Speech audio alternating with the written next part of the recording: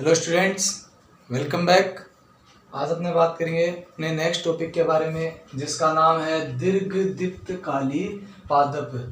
दीर्घ दीप्तकाली पादप, इसे इंग्लिश में हम कहते हैं लॉन्ग डे प्लांट।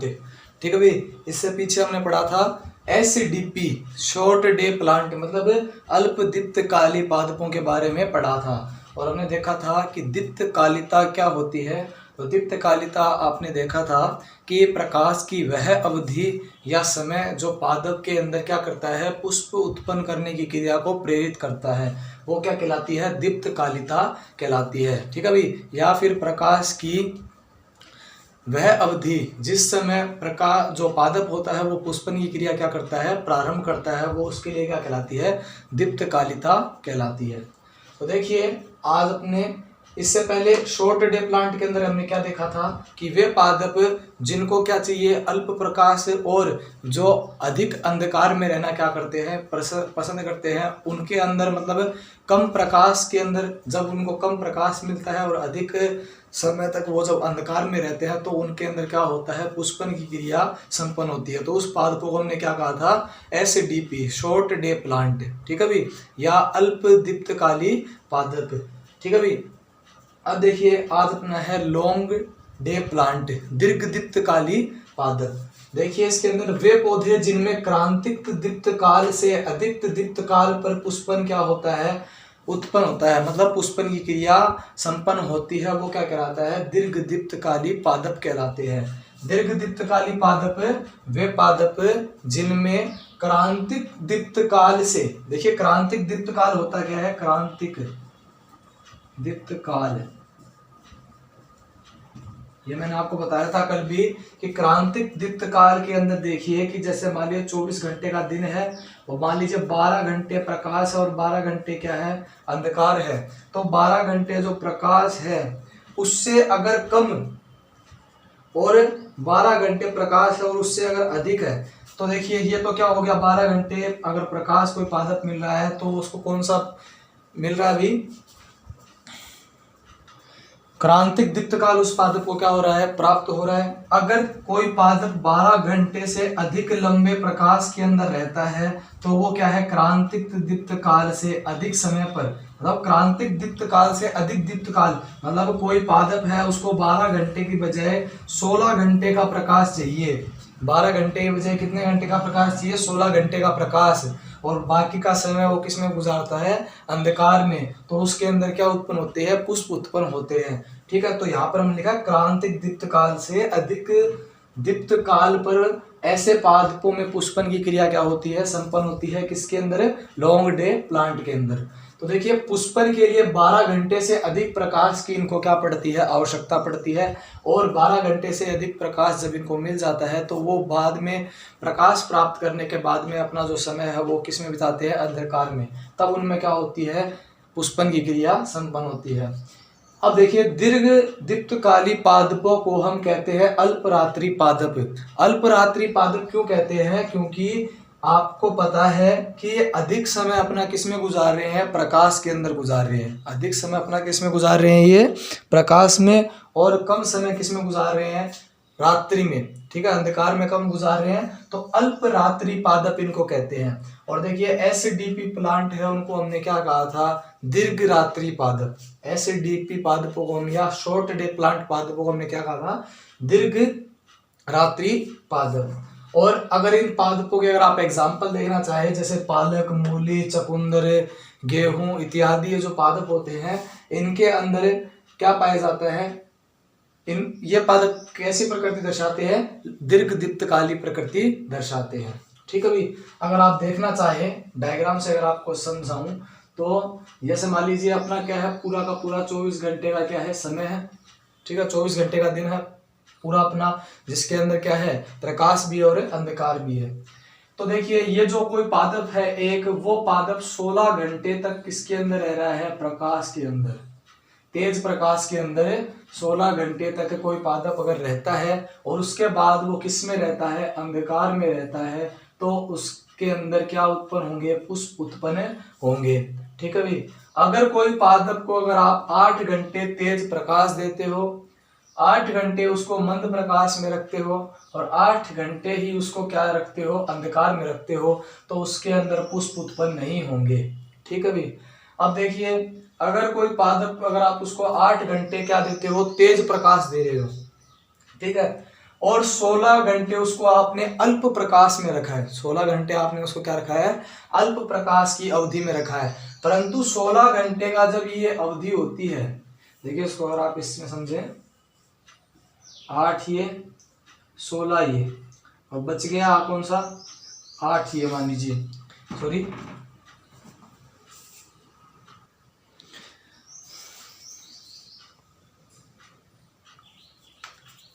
और बाद का आप क्या मान लीजिए यहाँ पर, अंधकार। यहाँ पर क्या हो गया, बाद में इसको क्या दिया आपने, अंधकार, मतलब ये किसमें चला गया, रात्रि में। तो अब देखिए, जब आपने इसको 16 घंटे, सॉरी 8 घंटे तेज प्रकाश दिया, 16 घंटे आपने इसको अल्प प्रकाश दिया, परंतु जब आपने इसको अल्प प्रकाश में रखा तो आपने कुछ समय के लिए इसको इस अंतराल में क्या दे दिया, तेज प्रकाश दे दिया। एक अवस्था के अंदर आपने इसको क्या कर दिया, यहाँ पर देखिए प्रकाश की किरणें डाल दी पादप के ऊपर, ठीक है, मतलब उसके अल्प प्रकाश पुंज को आपने तोड़ दिया, मतलब इसको क्या दे दिया, प्रकाश दे दिया, और प्रकाश देने के बाद में जब ये अंधकार में गया तो इसके अंदर क्या उत्पन्न हो गए, पुष्प उत्पन्न हो गए। एक पादप ऐसा है जिसको आप 8 घंटे तेज प्रकाश दे रहे हो और 16 घंटे उसको आप अधिक अंधकार दोगे, तो उसके अंदर पुष्पन की क्रिया उत्पन्न नहीं होगी। ठीक है भाई। तो ये थे अपने लॉन्ग डे प्लांट या दीर्घ दीप्तकाली पादप। नेक्स्ट देखिए, तीसरे प्रकार के पादप आते हैं जो क्या होते हैं, उदासीन पादप होते हैं। मतलब ऐसे पादप जिनके ऊपर दीप्तकालिता का कोई प्रभाव नहीं पड़ता, मतलब प्रकाश की अवधि का या अंधकार की अवधि का कोई प्रभाव नहीं पड़ता और उनमें सामान्य रूप से पुष्प उत्पन्न होते हैं, वो पादप क्या कहलाते हैं, उदासीन पादप। ठीक है भाई। 3 प्रकार के पादप हो गए दीप्तकालिता के आधार पर। पहले अल्प दीप्तकाली पादप, दूसरे दीर्घ दीप्तकाली पादप, तीसरे उदासीन पादप। उदासीन पादप ऐसे पादप जिन पर दीप्तकालिता का कोई प्रभाव नहीं पड़ता है। ठीक है, एग्जाम्पल देखें, टमाटर, कपास, मक्का, मिर्च, सूरजमुखी, तो ये इसके क्या हो गए, एग्जाम्पल हो गए उदासीन पादपों के। ठीक है। अब देखिए, जो दीप्तकालिता की जो क्रिया विधि होती है एसडीपी प्लांट व एलडीपी प्लांट के अंदर, वो क्रिया विधि किस प्रकार से होती है, मतलब जो पादप है वो प्रकाश से किस प्रकार से प्रभावित होता है, पादप के अंदर ऐसी कौन सी क्रियाएं होती है प्रकाश की उपस्थिति के अंदर कि उनके अंदर पुष्प उत्पन्न होता है, या फिर कौन सी क्रियाएं अंधकार के अंदर होती है कि उनके अंदर क्या होता है, पुष्प उत्पन्न होता है। जैसे एसडीपी प्लांट आपने पढ़ा, तो एसडीपी प्लांट के पादपों को क्या चाहिए, अधिक अंधकार चाहिए। ठीक है, अधिक अंधकार चाहिए, तो उस अंधकार के अंदर जब वो पादप रहता है तो उसके अंदर कौन सी क्रियाएं चलती है, उन क्रिया विधि को समझने के लिए समय समय पर वैज्ञानिकों ने क्या किए, प्रयोग किए और पता लगाने की कोशिश की कि भी अधिक अंधेरे के अंदर रहकर पादप किस प्रकार से पुष्प उत्पन्न करता है, और दीर्घ मतलब प्रकाश के अंदर रहकर, मतलब अधिक समय तक प्रकाश के अंदर रहकर किस प्रकार से पुष्प उत्पन्न करता है, मतलब प्रकाश की उपस्थिति में पादप के अंदर कौन सी क्रियाएं होती है और प्रकाश की अनुपस्थिति में कौन सी क्रियाएं होती है जिससे इनके अंदर पुष्प उत्पन्न होते हैं। तो अब देखते हैं अपन ने दीप्तकालिता की क्रिया विधि। ठीक है, दीप्तकालिता की क्रिया विधि को समझने के लिए सबसे पहला सिद्धांत आता है, वो सिद्धांत है फ्लोरेजिन का सिद्धांत, या इसे हम कहते हैं फ्लोरेजिन परिकल्पना, और दूसरा है चोलिया-खान परिकल्पना। देखिए, सिद्धांत नहीं है, ये कल्पना है, परिकल्पना, जैसे नाम ही आपको पता चल रहा है कल्पना है, इसका कोई साक्ष्य तो अभी है नहीं, तो इसको माना गया है। ठीक है, तो परिकल्पना, फ्लोरेजिन परिकल्पना के अंदर देखिए होता क्या है, इसका दूसरा नाम है चोलिया-खान परिकल्पना। तो इसके अंदर इन्होंने बताया कि दीप्तकालिता के समय फ्लोरेजिन हार्मोन बनता है पत्तियों के अंदर, मतलब पादपों के अंदर दीप्तकालिता के समय, मतलब जब पादपों के अंदर दीप्तकालिता के समय क्या बनता है, फ्लोरेजिन हार्मोन बनता है, और ये फ्लोरेजिन हार्मोन कहाँ पर बनता है, पादप की पत्तियों में बनता है, क्योंकि आपको पता है कि सर्वाधिक प्रकाश पादप पर कहाँ की ओर पड़ता है, उसकी पत्तियों पर पड़ता है। तो उसके अंदर क्या होगा, एक ऐसा हार्मोन बनता है जो पुष्प उत्पन्न करने की क्रिया को क्या करता है, प्रेरित करता है। ये बात किसके सिद्धांत के अनुसार है, चोलिया खान ने परिकल्पना के अनुसार। भी चोलिया खान ने बताया कि पादप की पत्तियों के अंदर इस प्रकार की क्रिया होती है जिससे क्या होता है, फ्लोरेजिन हार्मोन बनता है और ये फ्लोरेजिन हार्मोन आगे चलकर क्या करता है, पादप में पुष्पन की क्रिया संपन्न करवाता है। ठीक है।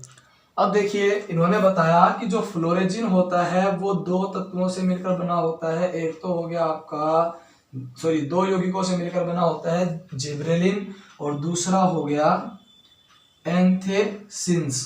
ठीक है भाई, जिब्रेलिन व एंथेसिस दो चीजों से या दो यौगिकों से मिलकर ये बना होता है। देखिए जिब्रेलिन होता है, ये आपने पढ़ाई है हार्मोन पादप कार्यकी के अंदर कि ये स्तंभ के प्रवर्धन एवं वृद्धि के लिए क्या होता है, आवश्यक होता है। और एंथेसिन क्या होता है, पुष्पन की क्रिया को प्रेरित करता है या पुष्पन के लिए क्या होता है, प्रेरणादायक होता है। पुष्पन की क्रिया को प्रेरित करने का कार्य करता है कौन है, एंथेसिन। अब देखिए जिब्रेलिन पाया जाता है लॉन्ग डे पादपों के अंदर। ठीक है, मतलब लॉन्ग डे प्लांट के अंदर, दीर्घ दीप्तकाली पादपों के अंदर पादप की पत्तियों में कौन सा हार्मोन मिलेगा, जिब्रेलिन हार्मोन मिलेगा। और एंथेसिन पाया जाएगा किसके अंदर है, शॉर्ट डे प्लांट, मतलब किसके अंदर पाया जाएगा, अल्प दीर्घकाली पादपों के अंदर या अल्प दीप्तकाली पादपों के अंदर ये क्या होगा, पाया जाएगा एंथेसिन। अब देखिए एलडीपी तो क्या करता है, जिब्रेलिन तो क्या करता है कि जो एलडीपी पादप होते हैं उनके अंदर क्या करता है, पुष्पन की क्रिया को प्रेरित कराता है। और एंथेसिन शॉर्ट डे प्लांट को क्या करता है, पुष्पन की क्रिया के लिए प्रेरित करता है। अब देखिए इसके अंदर होता क्या है कि अगर आप दीर्घ दीप्तकाल पादपों को अंधकार में रख देते हैं, अंधकार में, किसमें रखते हैं, अंधकार में, तो इन दीर्घ दीप्तकाली पादपों के अंदर जिनको अधिक प्रकाश चाहिए था, आपने उनको क्या दिया, कम प्रकाश दिया और अंधेरे के अंदर रख दिया।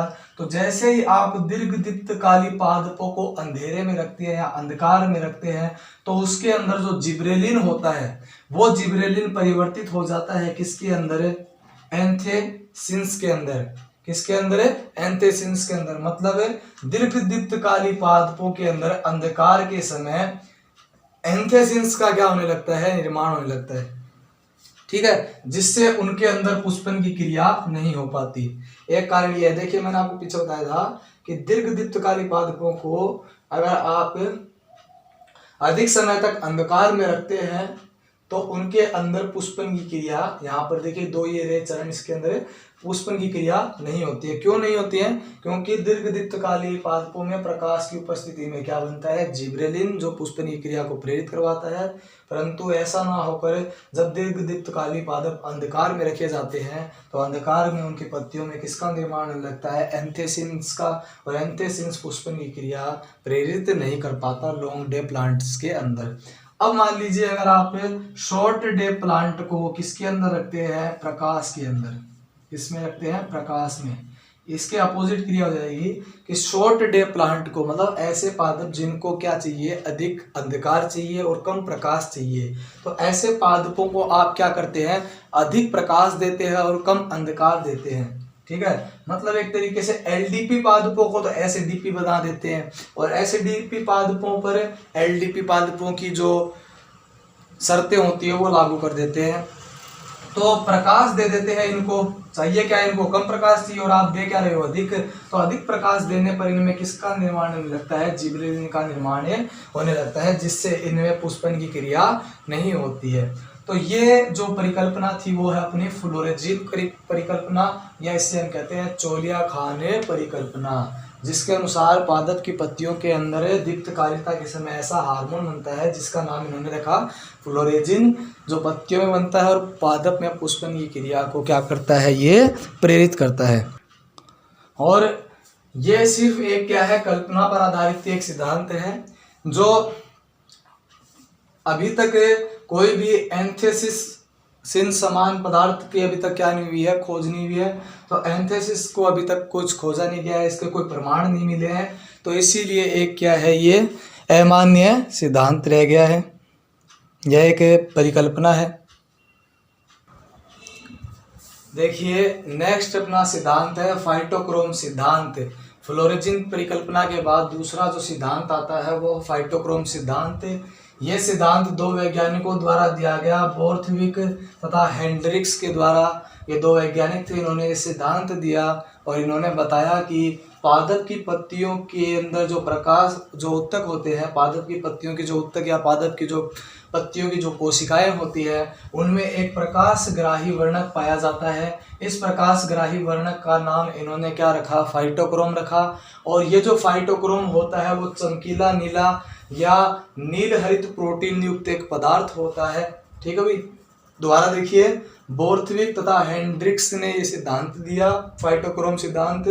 इन्होंने बताया कि पादप की पत्तियों की जो कोशिकाएं होती है, उन पत्ती की कोशिकाओं के अंदर एक प्रकाशग्राही वर्णक पाया जाता है, जो प्रकाश को क्या करता है, ग्रहण करता है, जिसका नाम इन्होंने क्या बताया, फाइटोक्रोम। और ये जो फाइटोक्रोम होता है वो चमकीला नीला या नील हरित प्रोटीन युक्त पदार्थ होता है। अब देखिए इन्होंने साथ में ये बताया कि ये कोशिकाओं के अंदर दो स्वरूपों के रूप में क्या होता है, विद्यमान होता है, और ये दोनों स्वरूप आपस में एक दूसरे में अंतः परिवर्तित होते रहते हैं। तो पहला है आपका P660 और दूसरा है P730। ठीक है भाई, P का अर्थ यहाँ पर क्या हो गया है, फाइटोक्रोम। ठीक है, P का अर्थ यहाँ पर, P को किससे दर्शाया हमने, फाइटोक्रोम से। मतलब एक फाइटोक्रोम का वर्णक ऐसा है जो 660 नैनोमीटर की तरंग दैर्ध्य के प्रकाश को ग्रहण करता है, और एक ऐसा वर्णक है P730 जो 730 नैनोमीटर के तरंग दैर्ध्य के प्रकाश को क्या करता है, ग्रहण करता है। अब देखिए होता क्या है इसके अंदर कि ये एक दूसरे के अंदर अंतर परिवर्तनशील होते रहते हैं। किस प्रकार से कि मान लीजिए P730 होता है, जो आपका P730 होता है, इसको आप PRF के द्वारा भी दर्शा सकते हैं, फाइटोक्रोम फार रेड। ठीक है, फाइटोक्रोम फार रेड, तो PFR के द्वारा भी आप इसको क्या कर सकते हैं, दर्शा सकते हैं। तो देखिए जो P730 है वो दिन के समय पादपों के अंदर क्या रहता है, एकत्रित रहता है। दिन के समय पादपों में क्या रहता है, एकत्रित रहता है, पादप की पत्तियों के अंदर अधिक मात्रा में। तो ये जो P730 होता है वो प्रकाश को ग्रहण करके, ठीक है भाई, प्रकाश को ग्रहण करता है, दिन के समय पत्तियों के अंदर उपस्थित रहता है। P730 या फारेड, फाइटोक्रोम फारेड, PFR कह दीजिए इसे आप, और एकत्रित रह के दिन के समय ये लॉन्ग डे प्लांट्स के अंदर, मतलब दीर्घ दीप्तकाली पादपों के अंदर, ऐसे पादप जिनको क्या चाहिए, अधिक समय के लिए प्रकाश चाहिए, उन पादपों के अंदर ये क्या करता है, पुष्पन की क्रिया संपन्न करता है या उनके अंदर पुष्प उत्पन्न करता है। अब देखिए जैसे जैसे रात्रि होती है, जैसे जैसे रात्रि होती है तो रात्रि के समय अवरक्त लाल प्रकाश को ये क्या करता है, ग्रहण करता है। कौन है, P730। अवरक्त लाल प्रकाश को ग्रहण करके P730 से परिवर्तित हो जाता है रात्रि के समय किसके अंदर, P660 के अंदर। P660 के अंदर ये क्या हो जाता है, परिवर्तित हो जाता है। और जो P660 होता है वो SDP प्लांटों के अंदर, मतलब जो शॉर्ट डे प्लांट होते हैं या दीर्घ रात्रि जो पादप होते हैं, जो अपना अधिकांश समय कब किस में बिताते हैं, अंधकार में बिताते हैं, तो उनके अंदर P660 क्या रहता है, रात्रि के समय इकट्ठा रहता है। ठीक है भाई, पादप की पत्तियों के अंदर, और एकत्रित रह करके ये P660 जो है वो पादप के अंदर पुष्पन की क्रिया को संपन्न करवाता है। ठीक है भाई, ये बात हो गई P730 के P660 में बदलने की। देखिए यहाँ पर मैंने लिखा डार्क, मतलब जैसे जैसे रात्रि होती जाएगी तो P730 बदल जाएगा P660 के अंदर। अब नेक्स्ट देखिए, रात्रि के बाद जब पुनः प्रकाश आएगा, मतलब जब पुनः क्या होगा, दिन आएगा, ठीक है, पुनः सुबह होगी, तो प्रकाश जैसे जैसे पादप के ऊपर पड़ेगा तो जो 660 होता है वो लाल प्रकाश को ग्रहण करता हुआ वापिस किस में बदल जाता है, P730 में बदल जाता है। और P730 में बदलकर ये जो LDP जो प्लांट होते हैं उनके अंदर क्या करवाता है, पुष्पन की क्रिया संपन्न करवाता है। समझ में आया कि भी जो LDP पादप होते हैं, LDP पादपों के अंदर अगर LDP पादपों को आप SDP पादपों जैसी अगर कंडीशन देते हैं तो इनमें पुष्पन की क्रिया क्यों नहीं होती है, क्योंकि इनके अंदर P730 दिन के समय रहता है। ठीक है भी, रात्रि के समय नहीं रह पाता है।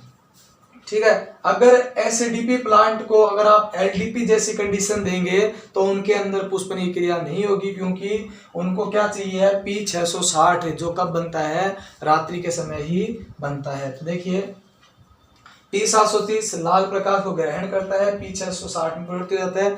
P660 SDP पादपों में पुष्पन की क्रिया को संपन्न कराता है और P730 LDP पादपों में पुष्पन की क्रिया संपन्न कराता है। अब ये करवाता किस प्रकार से, देखिए ये जो वर्णक होते हैं वो प्रकाश को ग्रहण करते हैं, प्रकाश की किरणों को, और प्रकाश की किरणों को ग्रहण करके ये पत्तियों के अंदर जो उत्तक होते हैं उन उत्तकों के अंदर क्या पाए जाते हैं, जो फ्लोएम उत्तक होते हैं। पत्तियों के अंदर जो फ्लोएम उत्तक होते हैं वो फ्लोएम उत्तक कहाँ तक पहुंचते हैं, पुष्प कलिकाओं तक पहुंचते हैं और पुष्प कलिकाओं तक ये प्रकाश को पहुंचाकर इन पुष्प कलिकाओं को क्या करते हैं, एक्टिव करते हैं, मतलब सक्रिय करते हैं, जिससे इनके अंदर क्या उत्पन्न हो सके, पुष्प उत्पन्न हो सके। ठीक है भाई, तो ये था अपना फाइटोक्रोम का सिद्धांत। LDP प्लांट, फ्लोरेजिन परिकल्पना, फाइटोक्रोम का सिद्धांत, हमने 3 टॉपिक आज कर चुके हैं। तो आज के लिए इतना ही। अगर कोई दिक्कत आती है, समझ में नहीं आ रहा है तो कमेंट करके ज़रूर बताएं और वीडियो को ज़्यादा से ज़्यादा शेयर करें और चैनल को सब्सक्राइब करें। तब तक के लिए बाय।